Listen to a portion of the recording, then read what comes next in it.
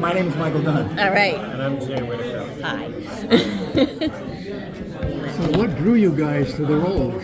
Oh gosh, I've known Christina, the co-writer, producer, for a long time, and I've worked with her in any number of situations, and she sent me the script and asked me what I thought, and sort of pointed me towards the role of Frank, and I told her I'd be absolutely thrilled to take this on, and I'm just such a big believer in her. She's got so much hustle. She works so hard, and she's worked so hard for this movie. I'm just so grateful that she had me on as part of the project, and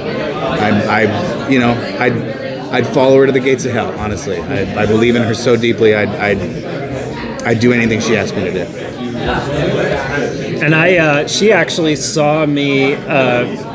She actually saw a Facebook post, a picture of me sitting in a Santa throne with a Santa hat on, doing like a Richard III evil thing, and she was like, "That's the guy. That's the guy I want to play the bad guy." So, I did not know that story. That's a fantastic story. So what are your roles?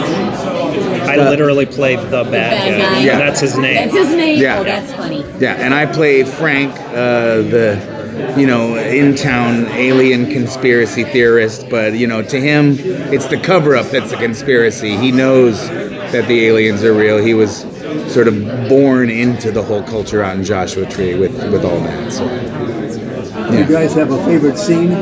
Each of you, what's your favorite Well, scene? we have a fight scene that we got to rehearse and choreograph, and then it was just like on the day of, we rehearsed it and choreographed it like maybe 2 or 3 weeks before, and then it came the time of shooting, and they were just like, "Okay, go for it." And we were like, "Do you remember all the moves?" I also, the first scene that we have together, when you really sort of discover that Frank has been in cahoots with the bad guy a little bit, and it shows the vulnerability of Frank, and it really plays on the the manipulativeness of your character. Yeah. I love that scene too. But yeah, the fight scene was super fun to do. It's a fight scene. And it looks really good. You got extra pounds on this guy. How'd that turn out? Yeah, he's tougher than I am. Well, I think he would have bowled me over in real life. We just had to play it out. I'm a teddy bear at heart, though. I couldn't hurt a fly. That's the truth of it. Sounds like you got to do your own stunts. Yes, exactly. Yeah, for sure. When you guys talk about your character arc, how does it develop? Where does it go? For Frank, he sort of is. The community has sort of dwindled and fallen away out in the desert, and he's had to make some hard choices, and has, gone against and betrayed some of his community and some of his friends, and he realizes he's done the wrong thing, and Frank comes around and is, you'll decide when you see the movie, but I think Frank has a lot of, gut and spirit, and gets redeemed. So I think it's a beautiful arc, and I'm very happy to have not been the horrible person the whole movie, but to come out on top at the end. And I would say that the bad guy, he's a hunter at heart, and that's what he wants to do, and he thinks he's smarter and better than everybody else around him, and I think he gets a little comeuppance at the end, so we get to see that arc, that journey. Yeah. Are you guys UFO believers or no? I constantly wish that there were aliens trying to help us and tell us what to do.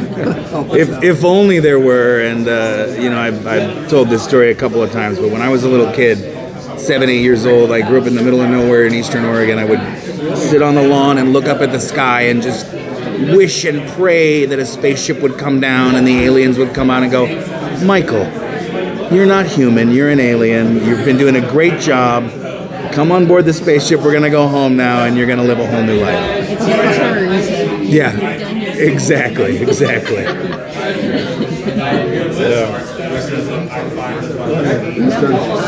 sitting here just listening to it all. Right on. Do you have a question?